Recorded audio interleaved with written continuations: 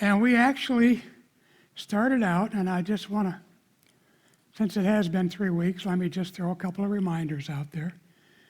That opening up, we said that the book of Daniel was to the Old Testament what the book of Revelation was to the New Testament as far as all of the neat and stuff did. Daniel's life covers the entire Babylonian captivity and then some. He was God's spokesman, both to Jewish and Gentile people, and he declared God's present and future plans. Look, the problem is we get ahead of God. We want to know what's going to happen in the future instead of making it through today that in a way that's pleasing to Him, you know. And so, and a reminder, I don't think that we can hear this often enough, thank you, especially in today's world, in America today, that Judah's sin is what brought them into captivity. Judah's sin of disobeying God. The history of these people, I've talked to several people in the last week that seem to be amazed like they just discovered this, and that's okay, because every time you discover something new for yourself in the Bible, it's exciting. But the fact that Israel's history was do their own thing, get punished by God, turn back to God, get blessed by God, turn away from God. And here they are. Finally, this is what you would call a national calamity. And they had been warned by Jeremiah and Habakkuk and Zephaniah and who knows how many other prophets. And we talked about the historical introduction of the first 7 verses and how it sets the scene for the stories and visions that are in the rest of the book. And we get information about Daniel, a little bit about who he was and who his friends were and the circumstances and their character and some background on how they began to rise.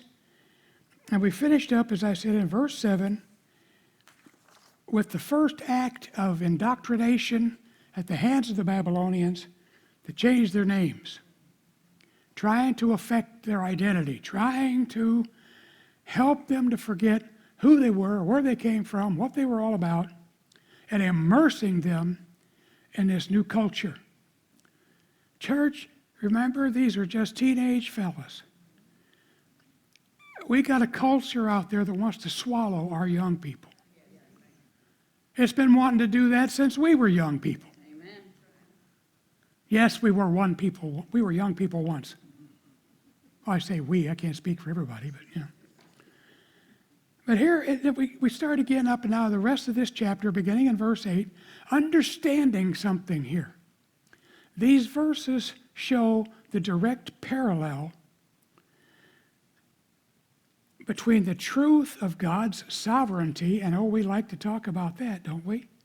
But God's sovereignty is coupled with human responsibility.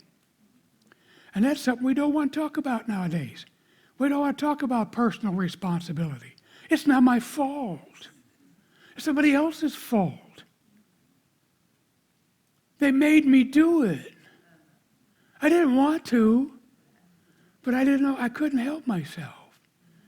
Of course, the ultimate joke, the devil made me do it. No, he didn't. He suggested and you chose. But you know, here we are.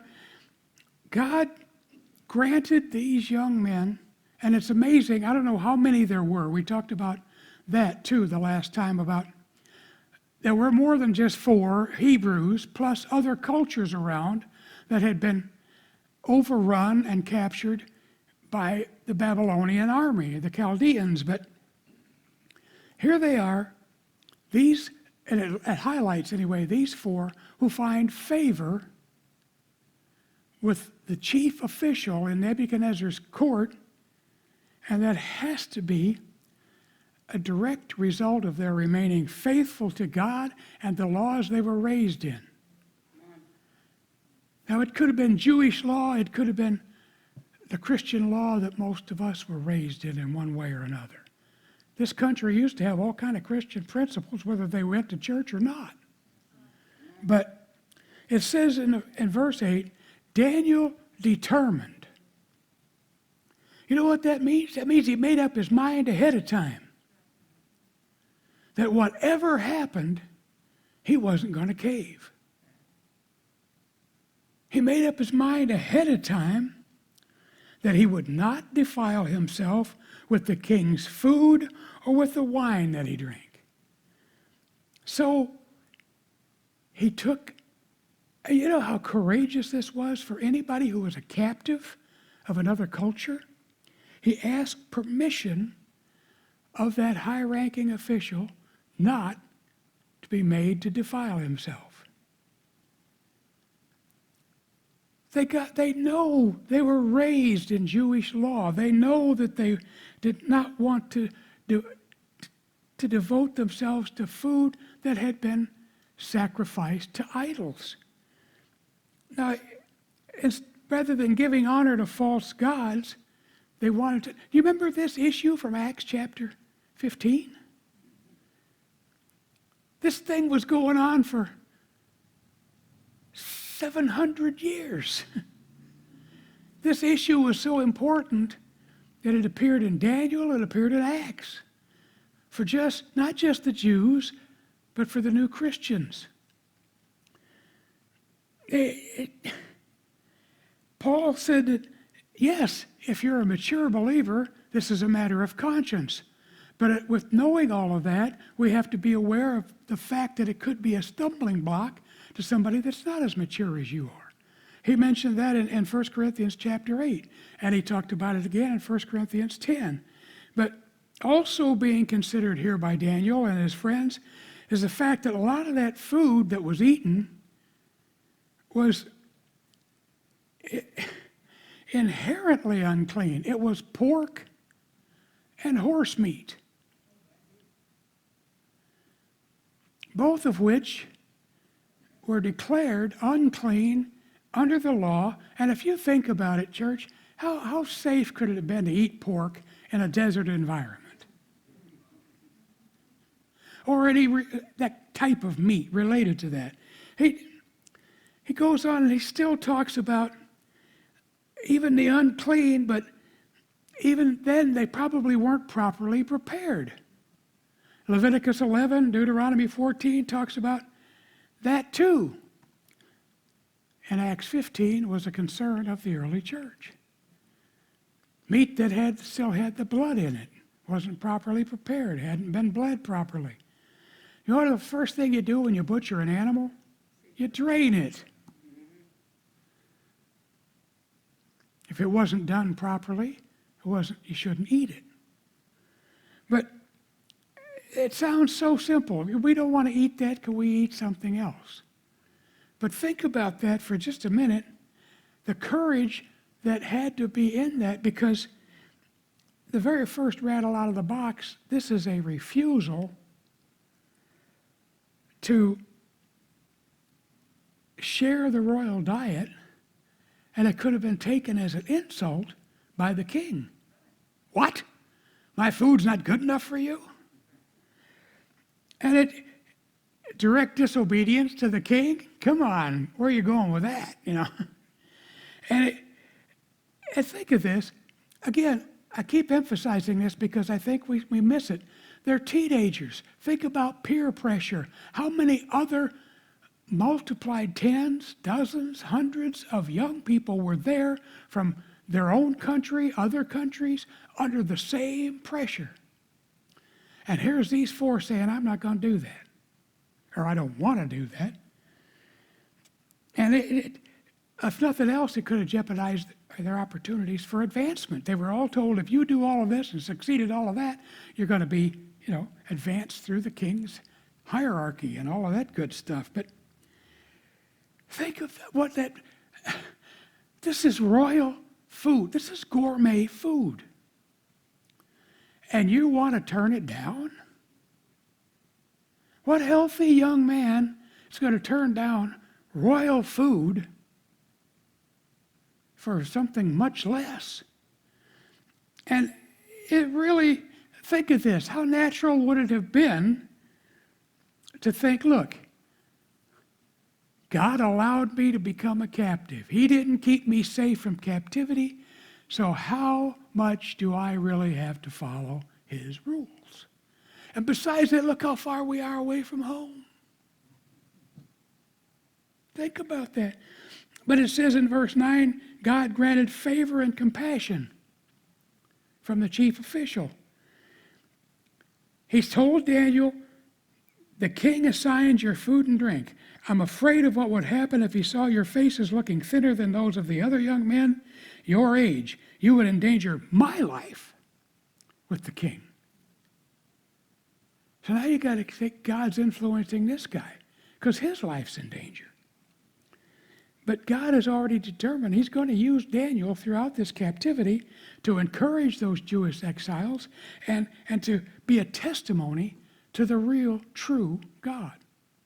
So, he honors Daniel's faithfulness and grants him favor in the eyes of this official. And he could have, you think about this guy, how many people do you know would be this nice? He could have just slapped this kid down and said, listen, you're not putting me in trouble. You're going to do what you're told and you're going to make it right. But it said he had compassion. He had goodwill. Even though he was concerned for his own life, he risked the death penalty. Now, what does that tell you? How special were these 4 kids that this guy would risk the death penalty under the king? But it says, so Daniel said to the guard, who the chief official had assigned to Daniel, Hananiah, Mishael, and Azariah, test us in 10 days. Let's be given vegetables to eat, water to drink.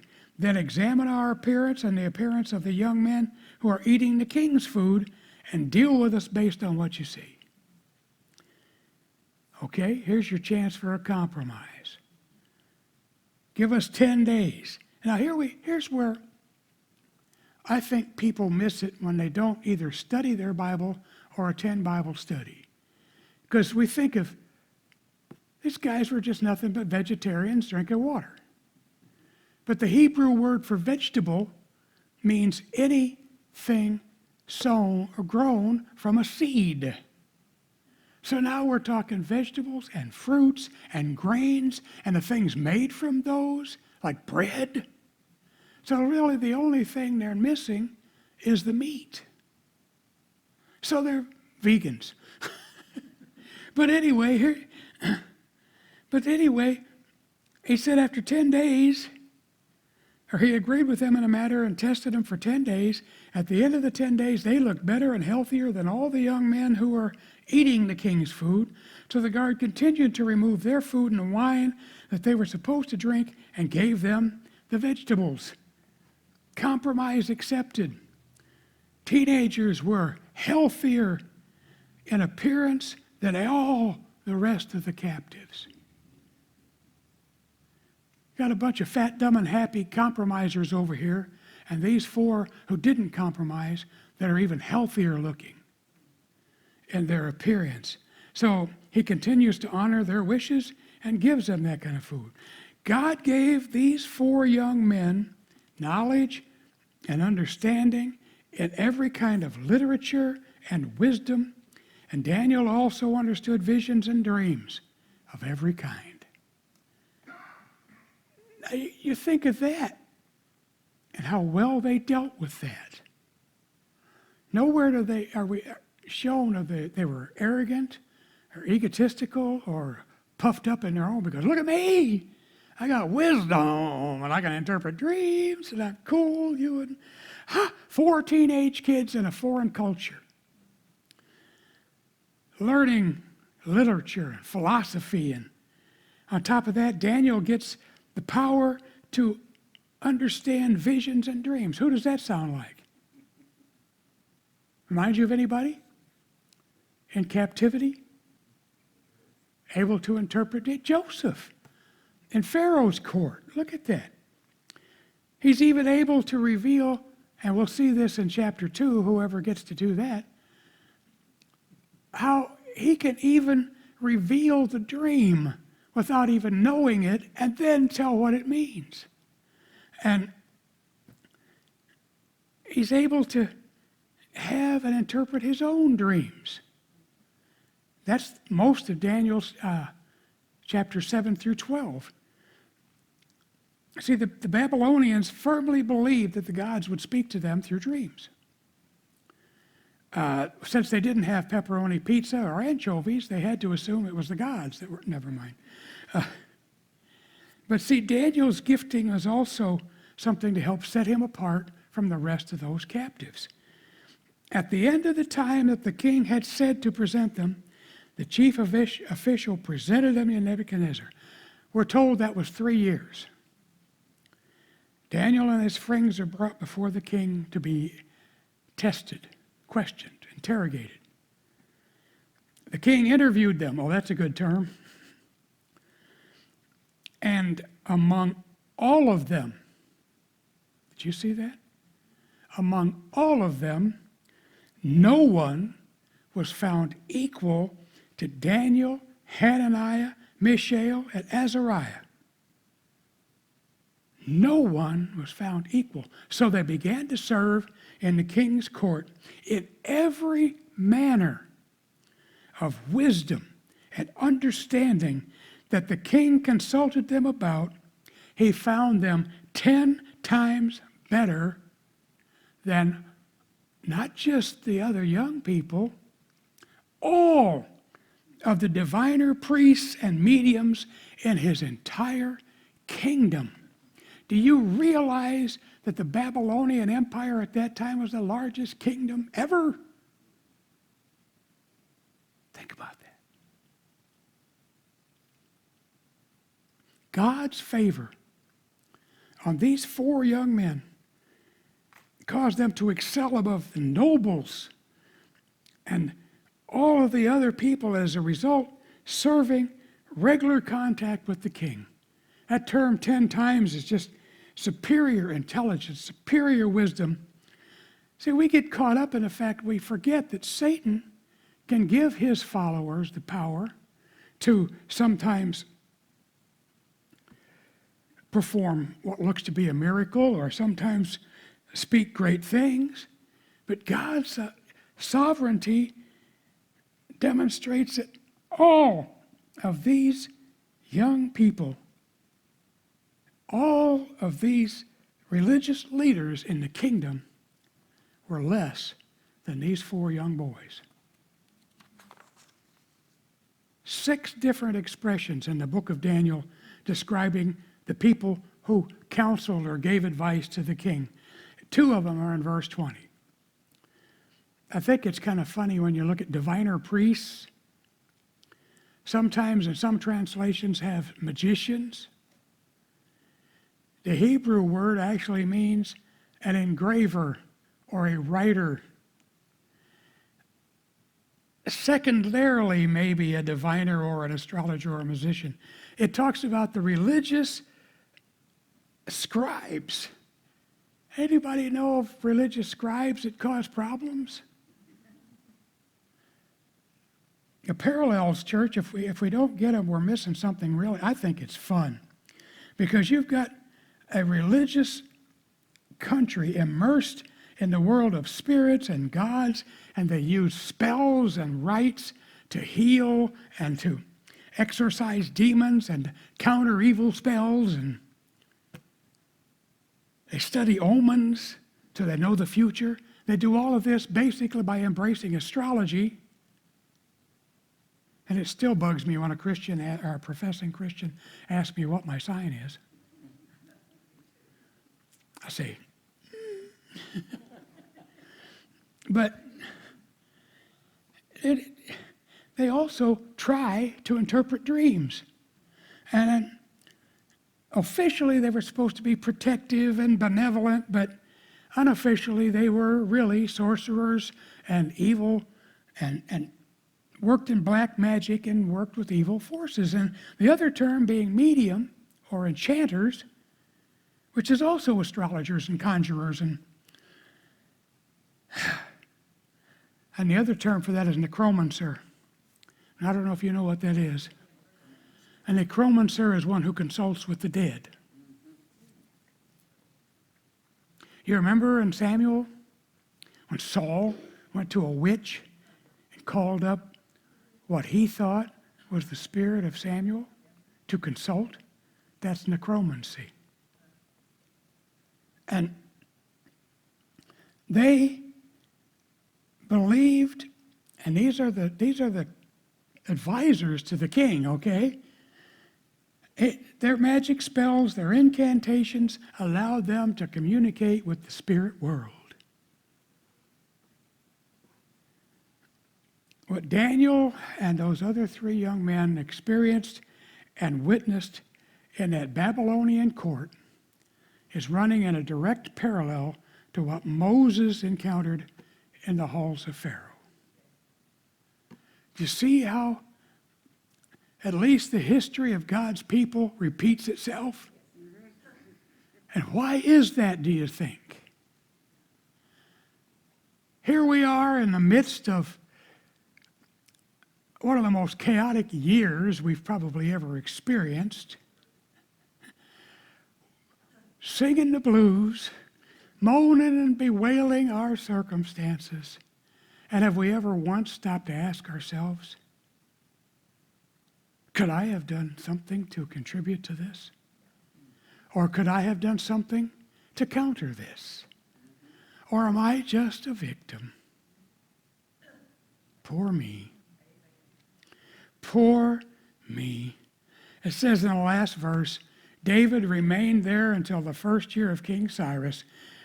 Cyrus conquered Babylon in 539 BC. So we went from around, 650, 680, somewhere in there. It's really hard when you're on the other side of BC because the numbers get smaller as you get closer and as they get bigger as you go away from it. But anyway, Daniel lived, as near as we can figure, somewhere around 85 to 90 years. I think I mentioned that last time.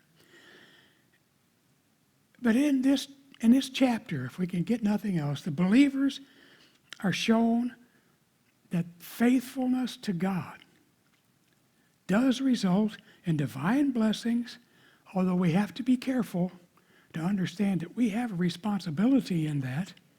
We have a part to play in that. And the other thing that we don't like to hear, and it's true, but based on a comment in Daniel chapter 3, some of these rewards may be in the next life instead of this one. I said, oh, rats. I want everything now. I want everything, and I want it now. Isn't that us? I want patience. I want it right now. I want everything you got for me, and I want it right now. But you can't handle it. I want it now. You'll mess it up. I want it now. Do we get it now? Not very often. Bless you again tonight for coming and tolerating, and maybe you'll get some. Well, let's see, we got next week, and then we got 2 Wednesdays without service again. So whoever is the lucky guy next week, he'll load us up with enough wow to last us for those 2 missed weeks. Right? Huh? He is going to wow us with wisdom and knowledge and information and spiritual insight. And I believe that. I'm looking forward to it, and that's what I'm praying for him. Amen? Amen. Let's stand together one more time if you can. I'm going to ask that lucky rascal on the back row if